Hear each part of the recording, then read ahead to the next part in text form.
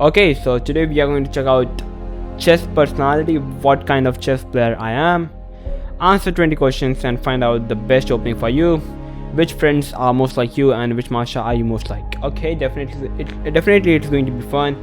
I think it's this website has been created by chess.com, most probably, I think, and it's basically chess personality. You can just go and check it out this website, chesspersonality.com, and I think it's going to be very fun. So let's check the quiz. Okay, so out of 20 questions, this is the first question. Which side would you rather play in the following position? Black to move. Okay, so first I'm going to calculate the material. White is having 7 pawns, black is having 6 pawns. Black is a minor piece up, white is a minor piece down. So basically black is having a minor piece advantage against a pawn.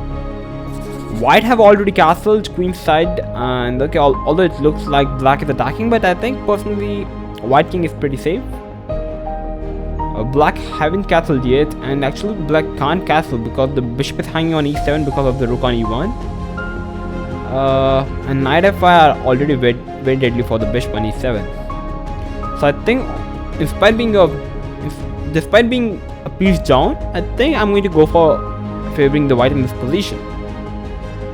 So A, when you play in tournaments, do you usually score with consistent results, or do you often perform on the extremes, either really well or really poorly? Pretty consistent results, often perform either really well. I think I usually go for pretty consistent results, yeah. Which best describes how you think about this position in this Sveshnikov Sicilian? Black has given up a critically important square d5.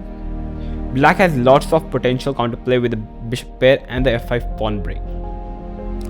So if the one thing that I know about the Sicilian is that if you want to play Sicilian, the idea is to open up the position. It's a very aggressive opening.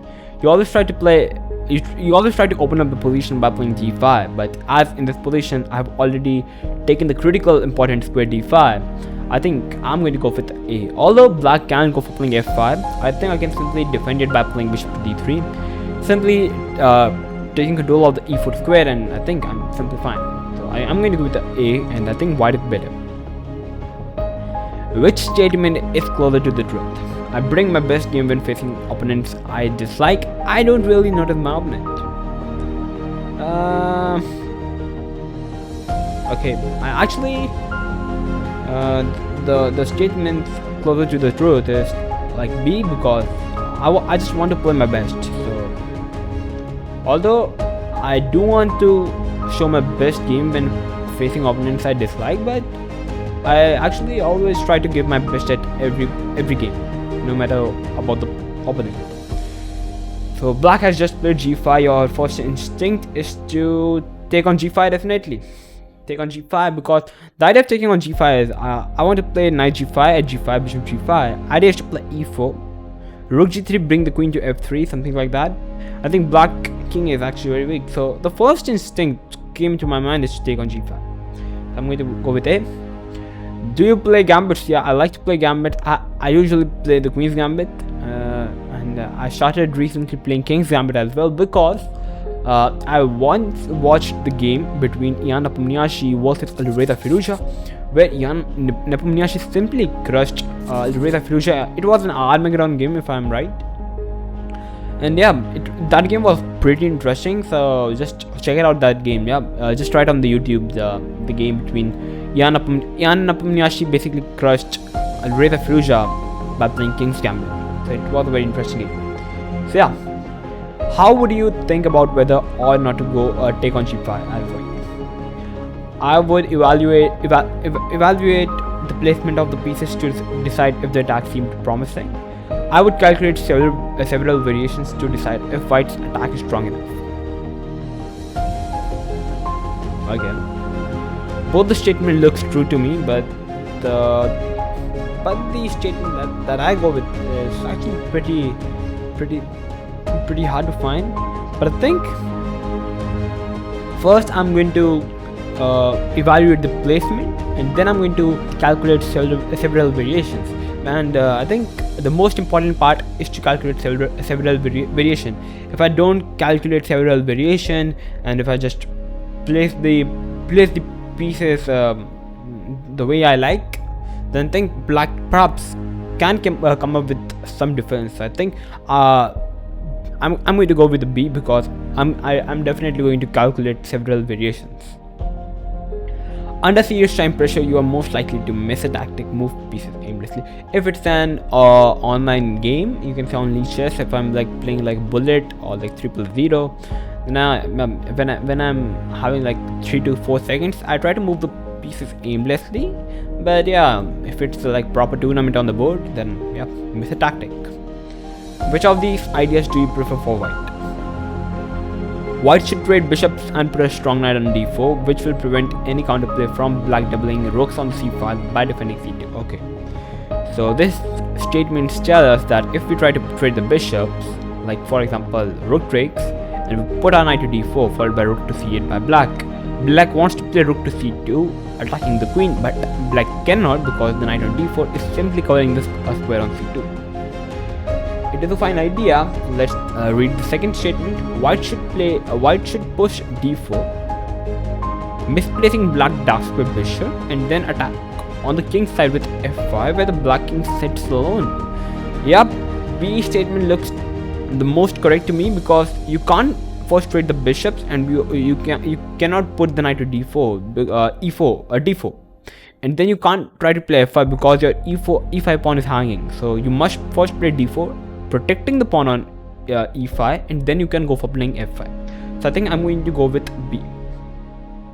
You start the game out with 1 d4. Would you rather your opponent play d4 or f5?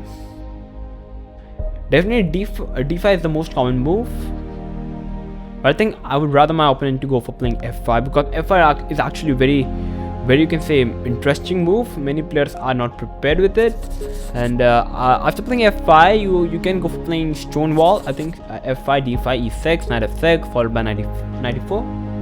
So I would rather my opponent to go playing f5.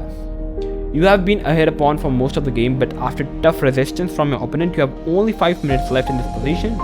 Should you play on or offer your draw? Okay, I'm a pawn up. Okay, if I would be having like seconds on the clock, then definitely I would have asked the draw, but I'm having 5 minutes on the clock, so I think I can still go for keep pushing for the win, so I'm going to go for A. Which statement comes closest to your feeling? It's always a joy to be paired with someone you have crushed in the past. Definitely. The odds of winning are slightly higher against opponents one has previously beaten. You're definitely the closest feeling that comes to my heart is the odds of winning are slightly higher against opponents one has previously beaten, because first of all you are much higher in the confidence because you have already beaten the opponent in the past, and your opponent perhaps would be demotivated because you have already beaten him in the past, or else his inner fire would have simply awoken because he wants to take a revenge. But yeah, the odds of winning are slightly higher, because you have already beaten the opponent in the past. So I'm going to go with the B. Although it looks like joy to be paired with someone you have crushed in the past, but I think B is the much more sensible answer. With plenty of time on your clock, what would you do in this position? Trade on e6 and then rook d7. The endgame is good for white, or redirect the knight to c3 to preserve the better minor piece. Invest some serious time calculating whether knight into e6 achieves anything concrete. First of all, it's a close position, so knight is much more superior. Black is having the white pawns and he's having the light square bishop, so light square bishop on the black side is not a good piece. So I would rather put my knight to retreat my knight to c3, and I'm already having the control of the e5, so I can d5, so I can simply play rook first I can redirect my knight to c3, followed by rook d2 and bringing another rook to d1. I think I can simply play. I can simply continue the game. So I think I'm simply going to go with the A answer. What do you think of this famous saying, chess 99% tactics? I disagree, definitely. Yeah, because there are much more things like tactics. Yeah. How do you feel about this wild gambit line for black? White to play. Okay, so let me first count the material. Black is having 6 pawns, white is having 7 pawns. White is a full rook up. Okay, but black is currently attacking the queen, and I think white is actually having not a good square for the queen, and black is actually having full control in the center. And the knight on h8 is simply trapped. I can simply at any time play bishop g7, go for capturing the knight. So I'm basically an exchange down. You can see 3 point down. I think it's going to be like my chance that this will definitely mess with my opponent, yeah, because the queen is actually having not at all a good square for the queen. So if it is an online game, definitely I'm going to go for going to play with the black pieces, and even if it's an on the board tournament, I think playing with the black pieces is actually the most interesting part. So I'm going to go with B. After losing a game, have you ever broken something or yelled out loud? I've never broken anything, but yeah, definitely I've yelled out loud. Definitely, it's definitely true. Yeah, to show out our anger, our frustration of losing the game. White to play and castle, queen side or king side. I want to castle on the queen side. It's my instinct says me to do a queen side castle because I want to play h3. If black goes back, I can simply play g4. If black tries to trade on the knight on f3, then simply knight to f3, and my ideas could be to play g4, put another rook to g1, h4, h5, g5. I think I'm going to go for queenside castle, which is closer to the truth. I get excited or nervous before a game. I don't worry about prizes, money, titles, or honors while playing. I just play my game. At my level, I think I definitely get excited or nervous before a game. Definitely, prize money, titles, or honors while playing doesn't affect me that much, but definitely I get excited or nervous before a game. How would you come up with a plan in this position of white? Okay. Consider the strength and weaknesses of black position and decide where my pieces feel best. Okay, consider the strengths and weaknesses of black's position and decide where my pieces feel best. Okay. I would calculate some line for white to see how strong various possibilities are. Definitely, the basic fundamentals says that you first must consider the strengths and weaknesses of your opponent's play, and definitely you must calculate some lines. If you don't find anything, then simply try to calculate the strengths and weaknesses of your opponent, and then try to at least sense what is the best or what is the most ideal square for your minor piece, or you can say for your piece. So I think but okay, I think I'm going to first consider the strength and weakness of black position and decide where my pieces will be best. This plan looks to me much more sensible. Although B plan is also looks very tempting to me. I would like to calculate some line for white to see how strong possibilities are. Quite strong. Actually, I like to calculate the lines. So for my play, I think I'm going to go with the B, which is harder for you to do. Identify my advantages and building a plan. Trade a good position for a strong attack.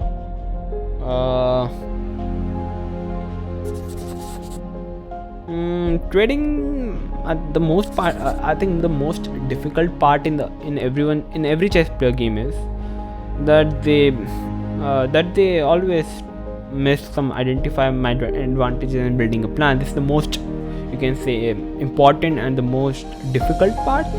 You can always go for trading a good position for a strong attack. So I think I'm going to go there. A is much harder. So let's check it out.